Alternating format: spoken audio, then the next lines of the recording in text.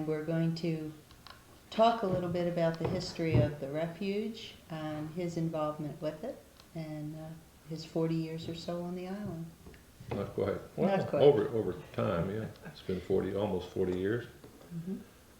Well, where do I start? When I first heard of Sanibel, I guess, back in the dim recesses of my memories. So happened that my dad relocated the entire family in '52 from Massachusetts and brought us to Bonita Springs. I take pride in the fact that I was never a tourist. Yeah. And we settled in Bonita, and I finished my junior year in Fort Myers, at Fort Myers High School. And the first time I heard the word Sanibel was when they would announce over the loudspeaker that the Sanibel bus was late. And then later on, as the days progressed, I met two people, Ralph Woodring and Jim Pickens, who were in some of my classes junior year at Fort Myers High School. And about Christmas vacation, my curiosity brought me to Sanibel. So I came here somewhere a few days after Christmas in 1952, just to look around and see what was here. I thought those guys were pretty neat, and still do, as a matter of fact. Yeah.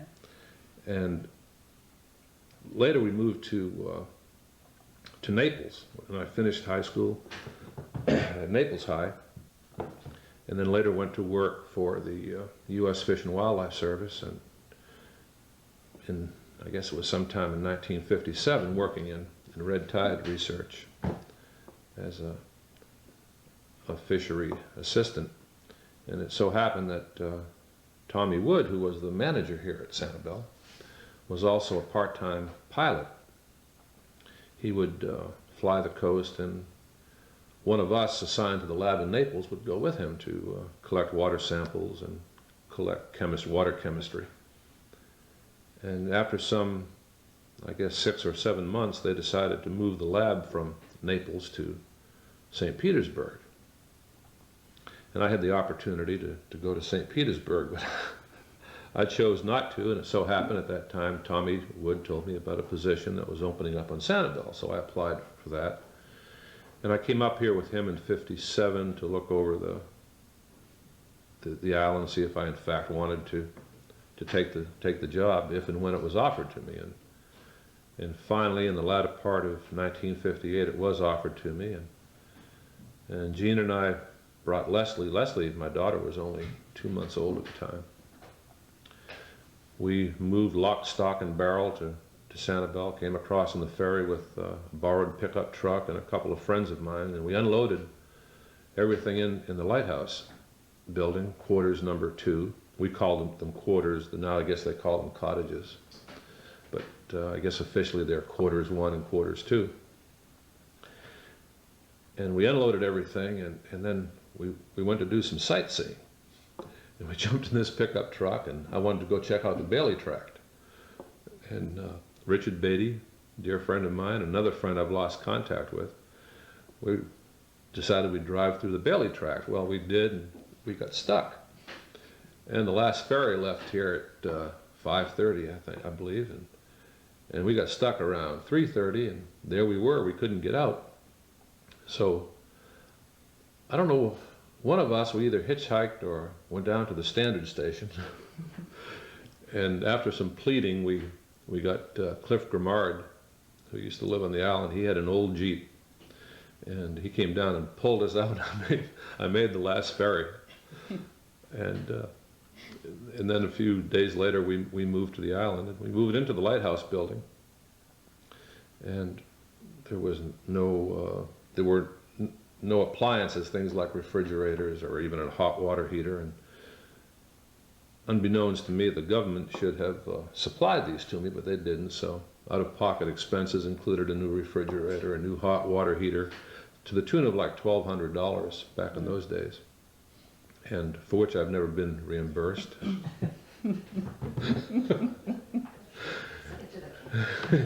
Yeah, that's right. And So we had all of our belongings in the lighthouse, but since I didn't have any plumbing, any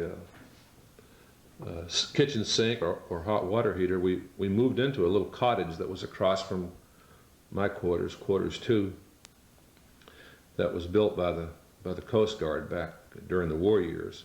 And we lived there, I think, for like 2 weeks. It had running water and a hot water heater and a shower, while I was building kitchen cabinets and getting the house prepared to live in. So we stayed there for 2 weeks. And then I moved into the lighthouse, and over the years it was just a massive remodeling, keeping things, trying to keep things up. Describe what it looked like physically. I know the ceilings were like these, 12-foot ceilings or so. Mm-hmm. I believe the ceilings in the main part of the house, the square part of the house, they're 12'8", if my memory serves me right. And then the other, there's a fireplace. They were coal-burning fireplaces. They weren't wood-burning fireplaces. They were in each room in the main house. And then the little wing that in mine went off to the east, it was the original kitchen. It has a chimney in it. I guess they're probably still there, unless they've boxed around them or something. And when I moved in there, that was that kitchen wing I turned into a hobby room. I had aquariums and turtle tanks, and I had 82 different species of turtles in that room at one time. One of the largest collections in the country, outside of some of the big metropolitan zoos. And the living room was going straight up the stairs. That was straight ahead, and the kitchen was on the opposite side of the house, and then we used the 2 bedrooms. And the roof leaked like a sieve. No air conditioning. I lived there without air conditioning for 10 years. And my rent on that house, I drank cistern water for drinking water. We had a shallow well, but it was not very potable. It had a distinct Sulfur? not sulfur. It was a shallow well. Had just one of these decaying, not quite as bad as sulfurous dioxide gas, but it would later become the same compound, I suppose. On its way. On its way. And the roof leaked, and no air conditioning. We didn't have a telephone. We applied for a telephone, but we didn't get a telephone until sometime in the early 60s. My wife could tell a few telephone stories, especially when the children were ill, and how people would work together and help each other. I forgot what I was talking about there, Betty. Got off on a little tangent. Oh, I was going to talk about the fact what the rent was in that house. Oh, yeah. My salary back in those days, I believe I was paid bi-weekly, I cleared $126 every 2 weeks. And my rent was $4.50 a pay period. So I paid about $9 a month to live in that house. I paid $9 a month up until the latter part of the 60s. Then the government finally got into the housing business and kept raising the rates. Tell us about, Chuck was born while you were on the island, and we didn't have a causeway. Talk a little bit about that whole evolution. Well, let's see. Chuck was born in '61. Hurricane Donna was 1960, yeah. When it became nearly the time for the event to happen, Jean would go and spend the days with her mother in Bonita Springs so that she could be close. Both of my children were born in Naples, and so she could be close to the hospital. And Chuck was born in Naples, and then she came back, I think 3 or 4 days later. I brought her back to the island. And it was really quite comical. Here she comes home with a brand new baby, and her father and my father, I hired them to rebuild the original fishing pier because there was no labor here. So they had come over and moved into that house with us. Here's a little 3-year-old girl and a newborn baby, and I guess it was really hectic. Jean often talks about that. That was, I think, a high point of our. But the year before that, Hurricane Donna, after Donna, we left during Donna. I was afraid of, Clarence Rutland always told me, don't stay in those buildings because if the water comes up, he says, your car will be ruined and you can't escape if it washes over the point. So we left, went down to my folks in Naples. And we had no contact with the island until they had Civil Defense had a meeting at the Naples High School, and I talked to one of the Coast Guardsmen who had flown the coast, and I asked him about the lighthouse building. I wanted to know if it was still standing. He says, "Oh yeah, they're still there." So we managed to get back to Punta Rassa, and the state, now Marine Patrol, it used to be the Florida State Board of Conservation, they had a 40-footer called the Punjab, and I came back to the island on the Punjab, the state boat. Jake Stokes and other boats were running people back to the islands. And then we had to walk from Bailey's store on the bay to the lighthouse. And as I recall, it was a very tedious job because trees were down, there were docks and things on the road and the trails. We managed to get home, and up in the lighthouse, I don't know what the elevation of the floor is, but the floor was covered with almost a ½ inch of sand where the wind had blown it underneath the doorways. And there was some guttering down and some broken windows. I lost some books because of water damage. But what I'm getting at is at the very point of the lighthouse, the storm had windrowed a big triangular area of trees and dead crabs and fish and birds, which began to ferment. And for days it was unbearable. So I actually sent Gene and Leslie off the island then for about 2 weeks, I think, because it was just, you cannot imagine the odor, and there was nothing that you could do about it. And of course we didn't have power or telephone. Thank goodness we had gravity feed cistern water to survive. Really? I'm rambling around. No, you're not doing. Well, you mentioned that this dining room. Oh yeah, I mentioned this dining room. After Donna,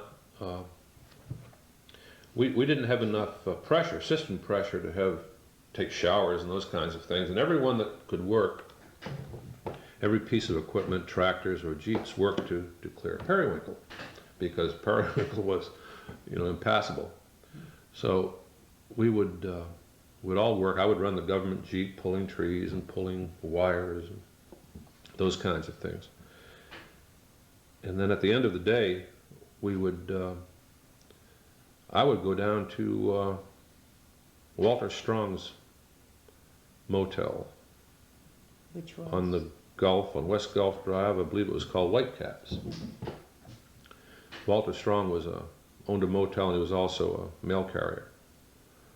And he had a gasoline pump on his shallow well, so we could get a shower. So everyone, not everyone, because everyone didn't do the same thing, but those that I was working with, we all went there. And then we'd come back here to Clarence Rutland's house. And Clarence would have been down to meet the mailboat that brought ice over, big chunks of ice. And then we would sit, Clarence and Tommy Wood and, I've forgotten some of the people, Tom Bellheimer and Martin Hires, and just the old timers would all sit around here on the porch and in here, and Clarence would crack ice and put ice in glasses, and everybody would sit around and drink whiskey until it got dark, and then you went home and went to bed. Fought the mosquitoes, then got up and started over the next morning. How long did it take, the clearing? I think that to clear it, I want to say it took, over a week to go from the station to that's where the damage was, primarily the station to the community house. For the road, it took a good week, but then it took longer for the power line. After we got the road open,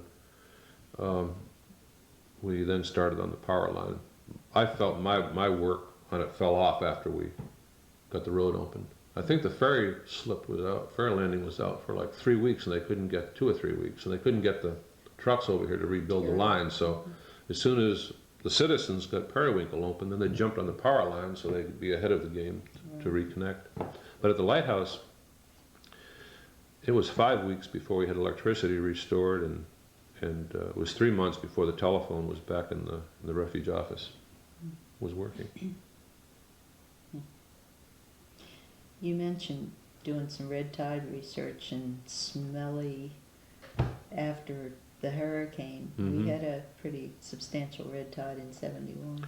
We sure did. I think that, I think on a scale of 1 to 10, that had to be a 10. We'll go along with that. That's not long after you and Jim Right, came to the yeah, island. That's when I uh-huh. first met Jim. Yeah. In fact, on the turtle runs that year, it got so bad, just the aerosol, coming off the water at night. We couldn't drive. We had to finally shut the operation down for like a week. But when I first got to know Jim, is because the Jeep, we had like 1 week we had 16 flat tires because of catfish spines, and I had to take the Jeep down to the gym to get it repaired, get the flats repaired. But it was bad. It's just unbelievable. I mean, everything from the Did high you tide stay line there? out died. I mean, the coquinas, and it was just unbelievable. I remember the county putting loaders out on the beach and digging trenches and pushing the stuff into it. There's a trench at the lighthouse that it's out on the front part of the beach. It's west of the lighthouse. That they dug a trench there 100 yards long and probably 40 feet wide, and there are billions of organisms buried there. Unbelievable. But you stayed there through it was about 6 weeks Yeah, or so. yeah, we stayed there. The odor then was dependent on the wind. Yeah. And tell us a little bit about Tommy Wood. He was the first refuge manager. He was the first real refuge manager with that title. There were a couple of other people that would patrol this area prior to Tommy, but he was the first one assigned here permanently. He was, he was born in Ozona, which is up the coast near Tarpon Springs. I believe it's north of Tarpon. He was born August 20th, 1903. He soloed. He was an airplane pilot. He soloed in 1927 and served in the South Pacific and the U.S. Navy as not as a fighter pilot, but as one of these flying boat pilots, seaplane pilots in New Caledonia and Australia. After the war, he came back and opened up a seaplane service in the Keys called Wood Seaplane Service. And he would shuttle fishermen and people to the Tortugas, and he became friends with a refuge manager in the Florida Keys named Jack Watson. Jack was really a legendary person. That's a whole other gang of stories. And he became friends, and Jack hired him as the title back in those days was laborer patrolman. He hired Tommy as a laborer patrolman, and he would use his aircraft incidental, personal aircraft incidental to that, just to patrol the areas. And then in 1949, he was offered a job as the laborer patrolman on Sanibel, a permanent job. So in April of '49, he moved to Sanibel, and he lived on Ding Darling. He became good friends with Ding Darling, although he never called Ding Darling Ding. He always called him Mr. Darling. It was, a great deal of respect.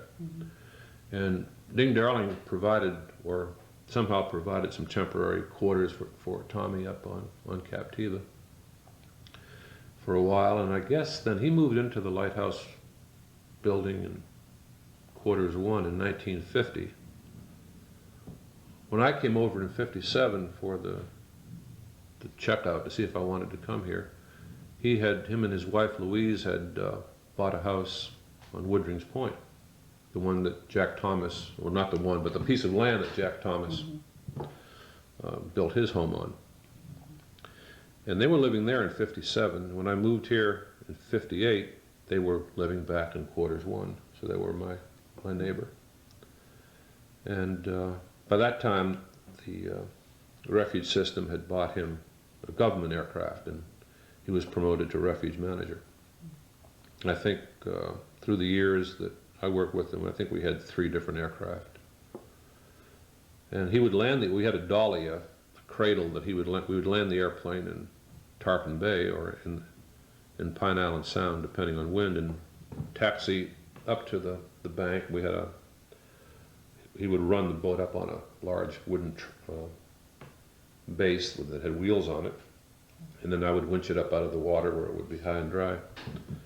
And then when the mosquito control district was finally winding down most of their ditching, they needed to do a little extra work and to keep the dragline busy, so they decided, as they went further west with their west of Tarpon Bay Road, they decided to Tommy somehow conned them into digging the ditch wider than normal. So Tommy and I went out there with a couple of 2x2s and we laid it out. We knew where the boundaries were and we laid it out, but we didn't have any instruments to do it with, so there's a definite, you look down that canal, there's a distinct jog at the end. And then we built a new dolly there, and we had a gasoline tank for the airplane. And that's about a half-mile long, and there was one of my chores was to maintain the dolly, maintain the gasoline supply, and also to keep the fringes of that ditch clear of plants, Australian pines and those kinds of things. Keep them clear of the wingtips. But it was I guess looking back at it, I don't think I'd want to fly out of that canal today. But I was young and foolish and didn't mind it a bit. I learned to fly coming out of that ditch. What were some of the areas he went to in the plane? What were the responsibilities? Well, we would have regular areas that we would patrol, do census work from the airplane, like all through Pine Island Sound, Estero Bay. And then he would be sent down to the Keys and do all of the Keys, like the great white heron counts and those kinds of things, and then law enforcement patrols. And then north as far as St. Mark's Refuge. Yeah, that far. And then he would be involved in the midwinter waterfowl counts and the spring eagle counts. He was on the go quite a bit. Okay. Of course, that left me here all by myself. Now, there was in one of the histories, Emmy Lou Lewis was flown up to Tallahassee by Tommy Wood for Yeah, the old Ding Darling committee, Yeah. when they were trying to get the state lands transferred to the Fish and Wildlife Service. You know, back in those days, the Fish and Wildlife people in Atlanta were much more cooperative, Less bureaucratic, and supported, you know, the move that was being made here and sanctioned him doing that. Right. Although his involvement with building the Ding Darling dike in the refuge was no official connection between him and the Fish and Wildlife Service. The committee appointed him chief engineer. Well, it became the Sanibel Captiva Conservation Foundation, but we appointed Tommy as the chief engineer to build that dike, and he would take Colin Moore. Colin was the dragline operator. Well, he's the one. There were two or three dragline operators, but he's the one that did stayed with it through the entire project. And he would take Colin up in the airplane, and they would get up over it and look and say, well, he said, take it from where you are now to that point. And Colin would get out on the machine and he'd dig to that point. Then they'd fly the next 2 weeks and do the same thing. And Colin got out to where Colin's Point is in the refuge, and Tommy wanted him to go across Hard-Working Bayou to tie the dike into the outer fringe to give a panorama of the sound. But the water got too deep and there was a lot of coquina rock, and so they decided to make a hard left turn. And Colin's Point is since washing away. I had always hoped, I had a sign there at one time designating it, and I had always hoped to give it some recognition, but it's never happened. It needs to be done, some kind of a plaque or something, because without Colin, you know, his perseverance, that thing wouldn't have been the way it is. And I think, this is a story I'll tell on Colon. We also ignited Colon by practically every day taking a 6-pack of Bush beer out there. And it gave him the incentive to, you know, to do it to the way that Tommy wanted it done. Right.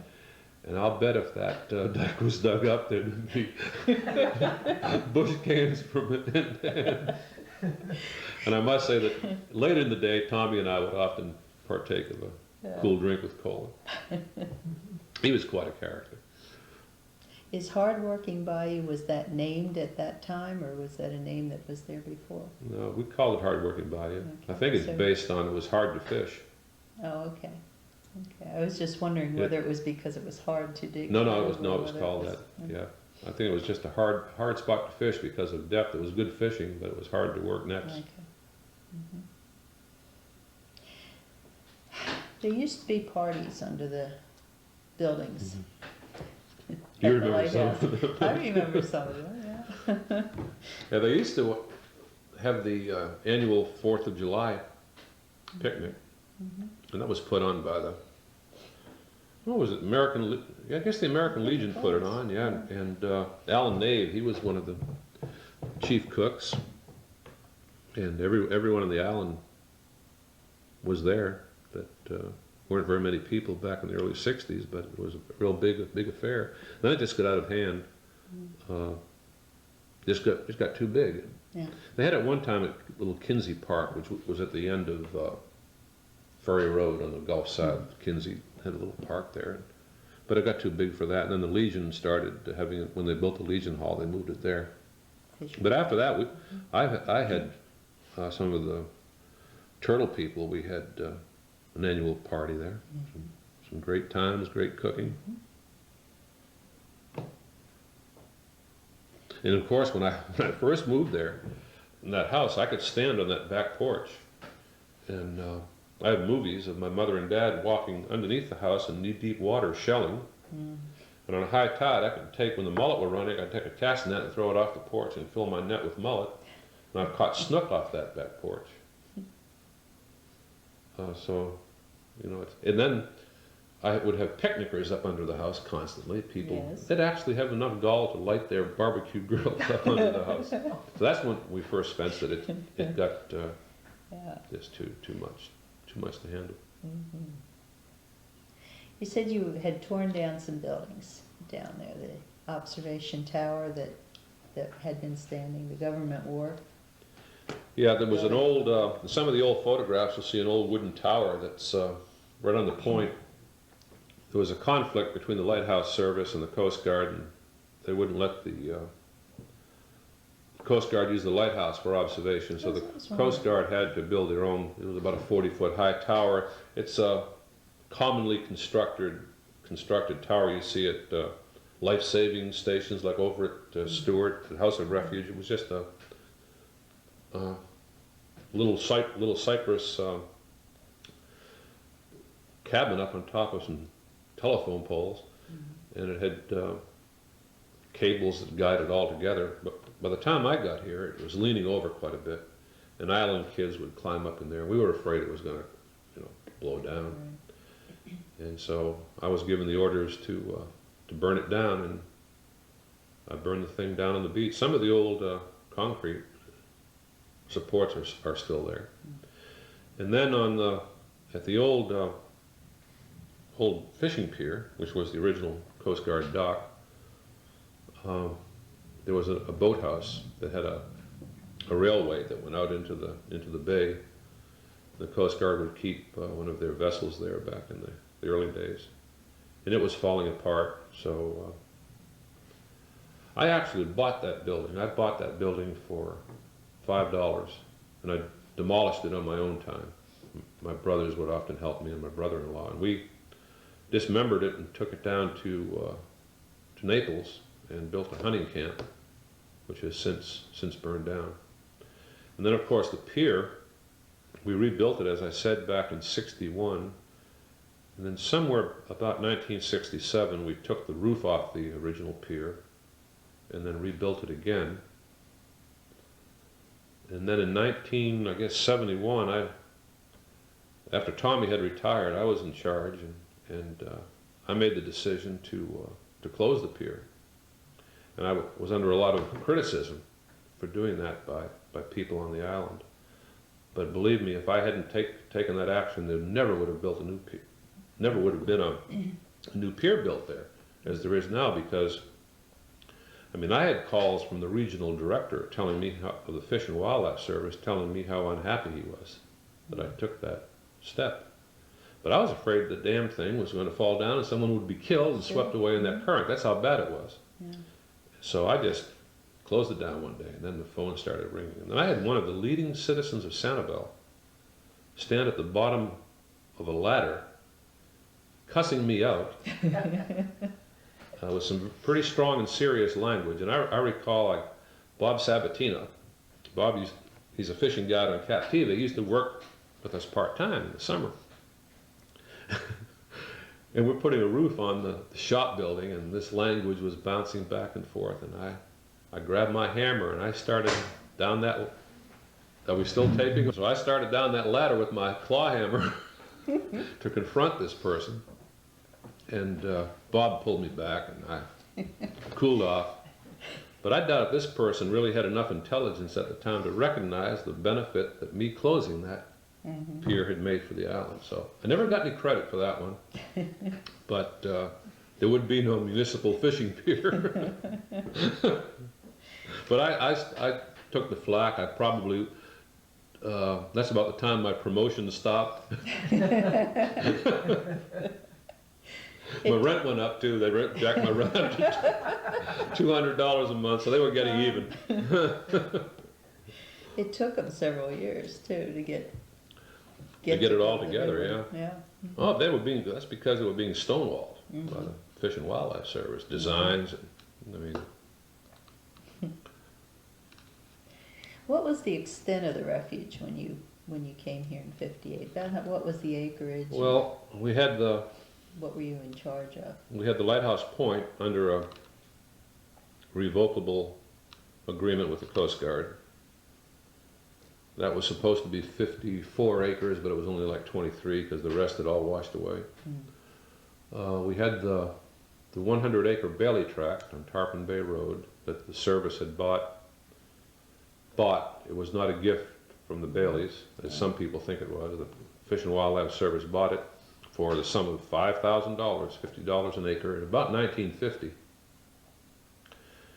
And there were some leases, some private leases, like up at Stewart Pond, which is up near Chateau Sommer Park. Some of that was leased. And then there was a general lease of some kind for some of the state-owned lands. But prior to the refuge being established,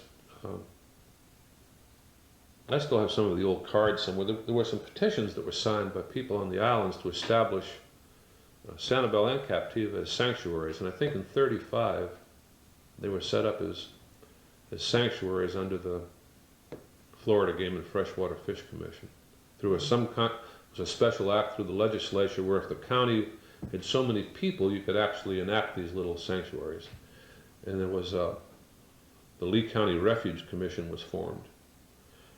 And when I came here, that was Tommy Wood, Francis Bailey, and an elderly gentleman on Captiva. I've forgotten his name. And they sort of supervised the. But then that status was lost. Those special acts, they expired or something, maybe based on population. And then there was still some kind of a lease agreement on some of the state lands on the north of Sandcap Road, but there was a lot of private ownership. There was like a quarter-mile overlap in townships and surveys that was, no one knew who owned what where is what it amounted to. And it wasn't until the service started the acquisition program until that was all straightened out. But that's all. And then Dr. Perry died, and well, I guess her will was probated. I think she died before I came here, but I'm not sure. Her will was probated, and she left the Perry tract to the refuge. And that's what, about 3 acres? And I think it's about 3.5. Yeah. It's 550 feet of Gulf front. When did the offices go down at the lighthouse again? If Tommy Wood was living in one and you in the other, when you... Well, we had, the office was in his quarters. You'd go up the stairs and make a left in that northeast corner. Yeah, one of his bedrooms. And then when he retired, then when the next manager came in from Montana, we just changed the whole building into... No, we had one of the employees lived in part of it as an apartment, but we used the main part of the house for office space. I think 3 of the rooms became office. And then later, the entire building was used as an office. Well, some of the beach changes, some of the physical changes build up and erosion. You were talking about fishing off of the porch, and then it has built up and disappeared over the years, and you've done a lot of moving up and down the beach. You've seen a lot of these changes. You see them, but they don't really register. I can speak, you know, there's a dramatic difference there between the way the lighthouse point is now and how it was then. And you know, before I came here, there was a great expanse of land out in front of the lighthouse. Some of the early photographs show that, and I know I've talked to some people like Joe Whiteman always tells me about the time he threw his hat off the lighthouse and it sailed out across towards the Gulf, and it took forever for it to reach the water, and how they used to play baseball in front of the lighthouse. So there was a great deal of land there, so it comes and goes. I've seen changes along the beach. Tahiti Shores area, and of course Bowman's Beach, Turner Beach area has always changed. It always will. They're putting blame where I think blame isn't really due on some of these issues on erosion. Can't give it a fixed point when it's not. When it's not fixed, right. Well, what about some of the changes in the wildlife, in fish, and shells, and the changes in landscape, the vegetation? Well, the vegetation has really changed. When I first went in the Bailey Tract, I mean, you could stand there and the only Australian pines you would see were along Periwinkle, and there was another road south of where West Gulf Drive is now that ran from Casabel to Island Inn, and there were pines along there. And a few scattered small ones to the west of the Bailey Tract. But it was just a savanna habitat, spartina grass and cabbage palms. It was rather unique. And of course then Brazilian pepper got a foothold. I actually planted Brazilian pepper. Tommy and I, Clarence Rutland, after we had been partaking of beverage in this very room, Clarence took us outside, and they used to, from here there was a little shed off to the left, and Clarence ran a little nursery operation. He made a few bucks to get by. And he had this potted plant. He said, and this is a beautiful Florida holly. He said, the birds just love it. So Tommy and I took that Florida holly and went down to the airplane site, and I planted that Brazilian pepper, and right where I planted it. Is it still there? No, it's gone. However, that coconut palm that's there, I planted that coconut palm. It's 33 years old. It's the Lone Sentinel. Yeah, but we planted Brazilian pepper for wildlife food. Little did we know. Yeah. Tommy also brought the pig frog to Sanibel in about 1950. The big, they call it the southern bullfrog. When you hear in the marsh grunting, he brought 49 of them over from Loxahatchee Refuge and turned them loose. And they're all over the island today. And some other plants like that banana water lily that's growing in the Bailey Tract, and some of the round stem bulrush, he brought all that in here from the East Coast. Talk about some of, you had mentioned tagging alligators at one point. Yeah, before I came to Sanibel, I had a project, a state authorized project to work on alligators in Collier County. And we had a group, and we tagged alligators in Collier County, handled like 2 or 3 years, handled like 1,500 alligators and applied tags. So when I came to Sanibel, in the summertime, I had an opportunity to work on sea turtles, but the spring and fall, I worked on alligators. And I became president of the local Audubon about that time, I guess 61 or so, 62. And I talked the board into funding alligator projects, so they bought me some alligator tags, which I used up over the next few years. Describe that process a little. Tagging the alligators? Yeah. Well, we used to use, we would catch an alligator. You would catch it by hand or with a special pole or other techniques that they still use them today, noose techniques and those kinds of things. And then I used what's called, first, before I bought the Monell tags, I had what they call a Peterson tag that the state supplied. And it's a little wire you put through the tail of the alligator, and it has 2 little yellow discs with numbers that are put over that and then held in place by bending the wire. And that didn't work too well because they pulled out.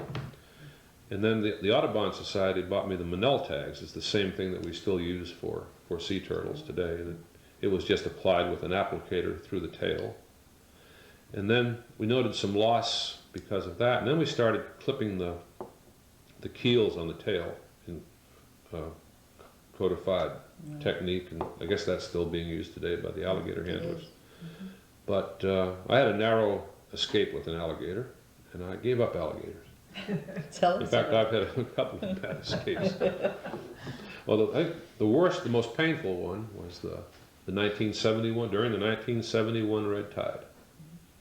I had a call, it was an alligator in the Gulf in front of Island Inn. And usually I would say, well, just leave the alligator alone, because they do go in saltwater.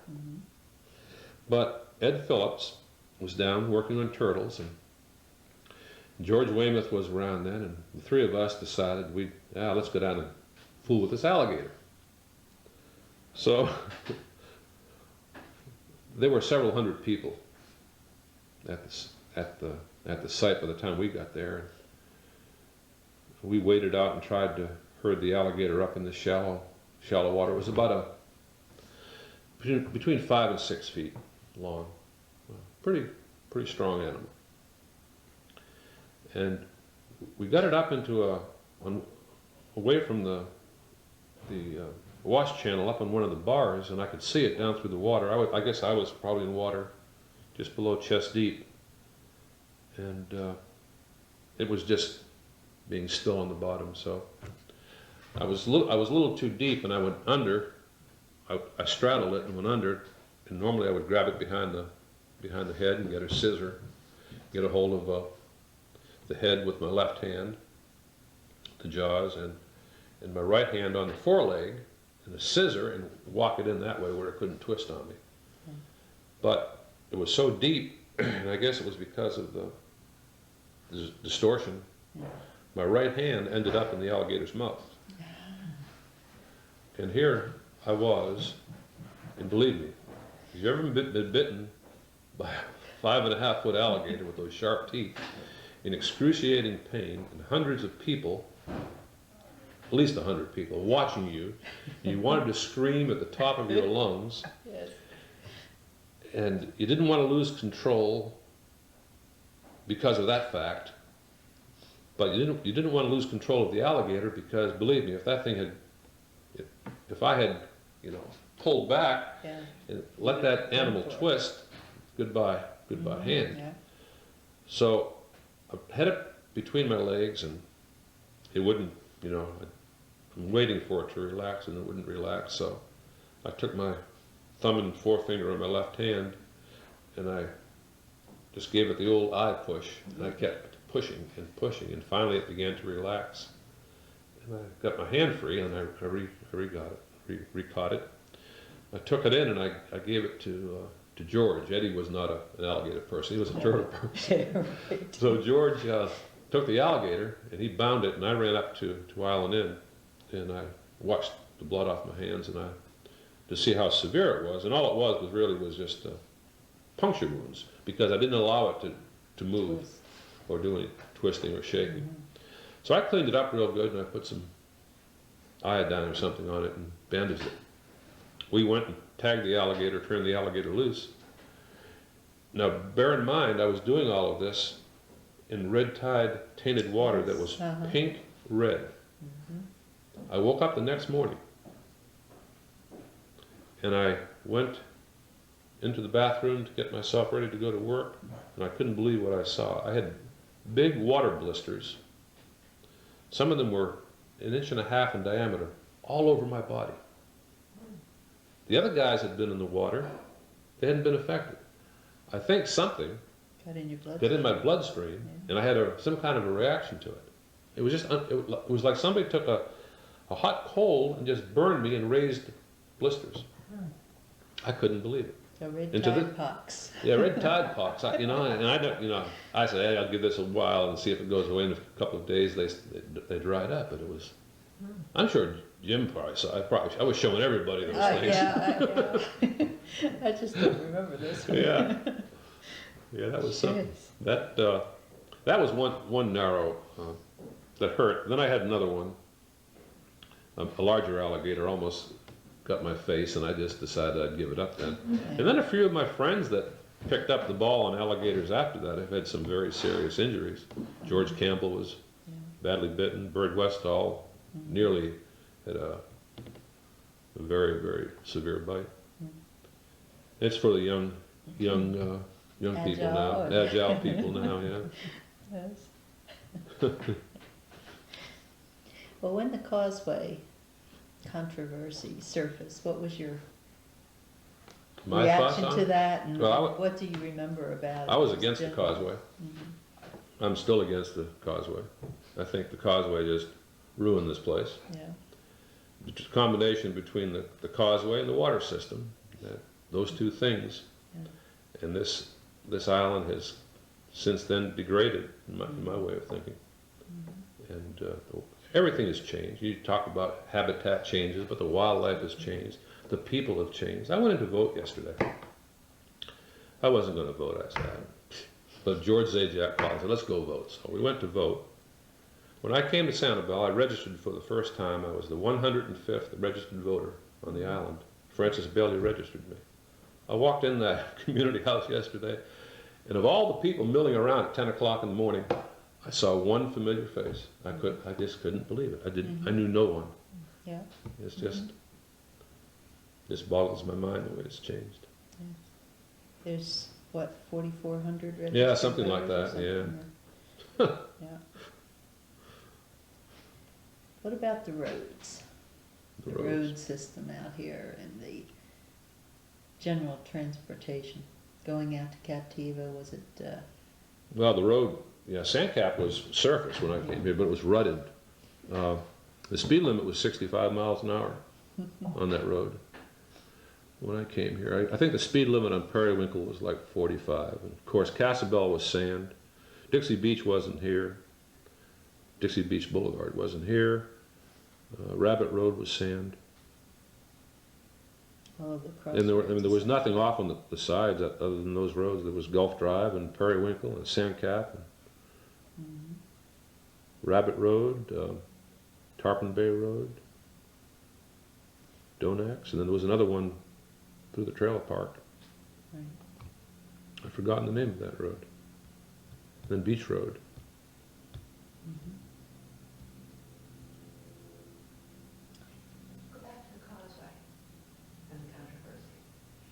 Well, there were people that were for the Causeway and people that were against the Causeway. I don't know if there were any, I don't recall any straw votes being taken. There probably were. Willis Combs, he led the fight against the Causeway. But the county commission, they were, bound and determined they were going to go ahead and build that bridge. And then Bailey's wouldn't give them, they wanted to land on what is now Bailey Road, but Bailey's wouldn't give them the right-of-way. Hugo Lindgren jumped right in and gave it to them. And that just gave fuel for the fire. And here came the Causeway. It wasn't too bad at first. It was sort of nice. You could, go in town, go grocery shopping, go to the movies. The kids were sick, you could get to the doctor or the hospital. And it wasn't until probably after 65 that it really started to mushroom. Now that was a political thing, and there was planning people that were trying to, zoning and planning, I forget the exact title. We had our own before zoning they- and planning board. District, I yeah. forget what it was called. It was Yeah. Joe Galt and Jimmy Jack and I think John Leroy Continos. Friday was involved. in Yeah, I it. think Friday was involved. Mhm. And the county sort of, Made it illegal. well, they sort of pampered it, I think, that they were working towards the same goals, but the commission, I've forgotten the commissioners back in those days, their names even, but they were hell-bent to build a bridge. Yeah. Because a few years ago, they had built the bridge to Boca Grande, not Lee County, but the bridge had been built, so that they could see great things happening to Boca Grande because of that bridge. And so Lee County wanted their bridge.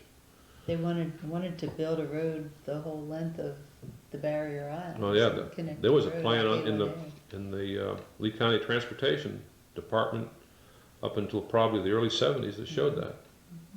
I don't know what happened to it. Bonita Beach roads and all that were Bonita a part of it. was built the same thing, but they couldn't raise the money, I guess, to bridge. If they could have raised money, or if they had planned far enough ahead, which they never did, they would have had these bridged, every one of them. Yeah. I don't doubt that a bit. Yeah. But now it's out of sight. They couldn't afford it. Mhm. And then in 1974, we did become a city, Mm-hmm. and you were one of the first councilmen. Mm-hmm.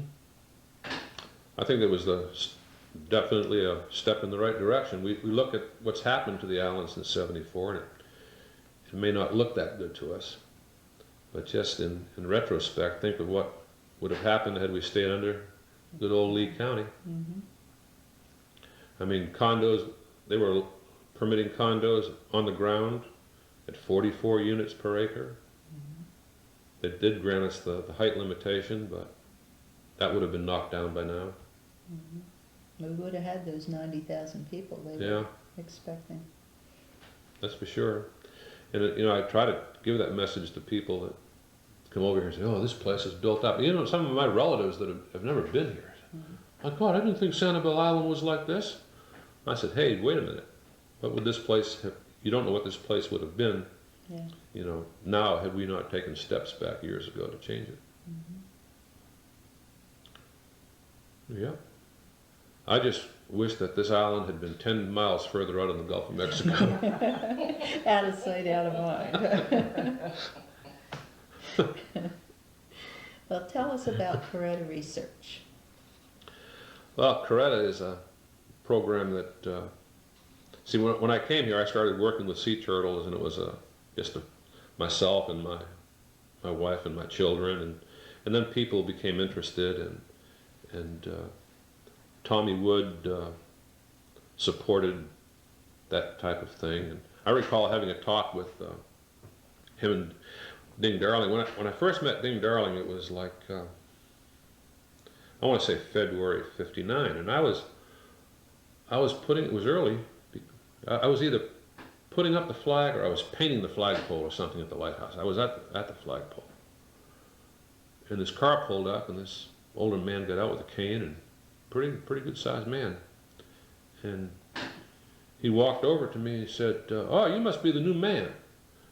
Hell, I was only 22 years old or something.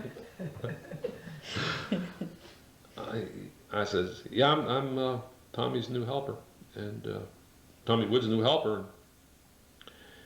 He said, "Well, I'm Ding Darling. I live up on Captiva." He says, I hear you're interested in snakes." I said, "Yes, I am."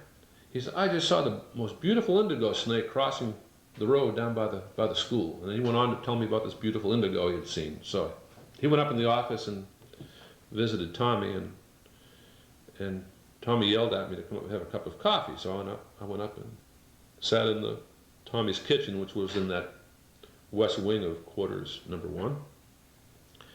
And we talked about snakes, and the subject got on turtles, and Ding Darling thought something ought to be done about the damn raccoons. They were eating all the turtle eggs. Well, Tommy said, well, Charles just the person that he'll probably be doing something about it. So that's how I started. So you got your That summer, bucket. yeah, that summer in '59, I started patrolling the beach. And when we moved here, we had a brand new car. It was a Ford. I bought it brand new. It was like 3 years old. And I put Gene and Leslie in the car, and we'd run the beach in my car. And I ruined that car on the beach in the salt water. Then the government, we got a new Jeep, an older new Jeep, and a newer old Jeep, and I began to use that on the beach.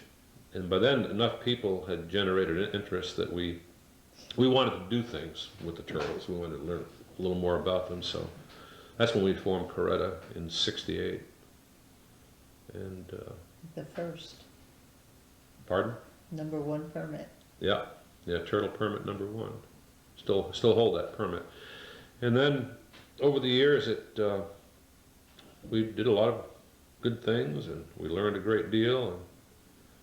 And then in 1990, when I retired from the Fish and Wildlife Service, I wanted to begin to do other things.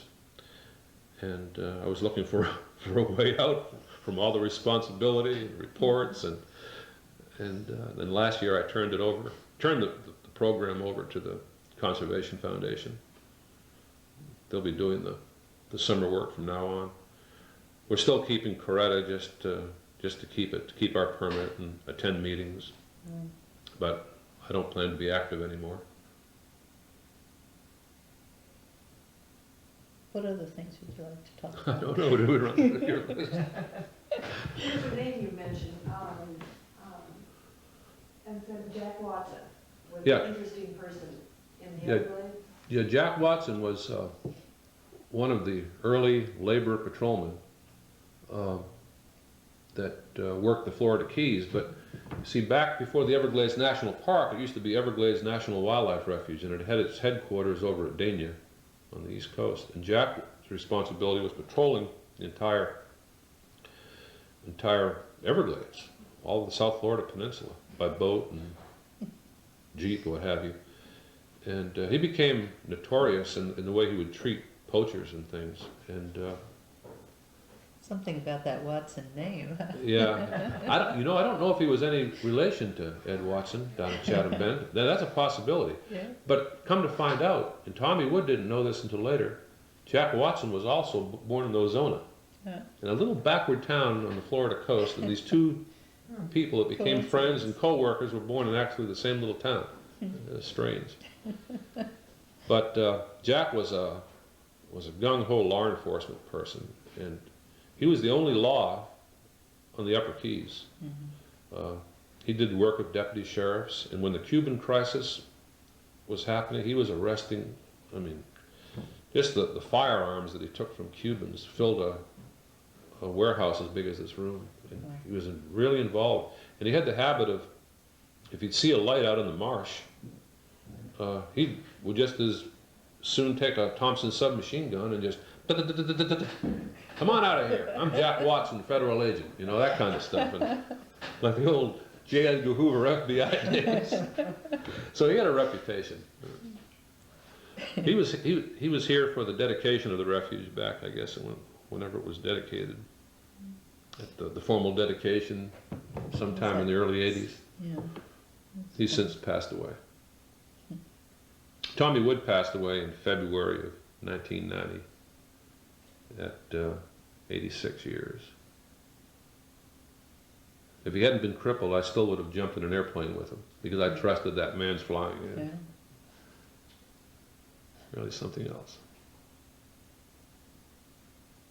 Other things you want to? I can't think of anything. So many things to talk about. In that case, we'll just get you back when you think of more things. Yeah, Okay. Sure. I think I've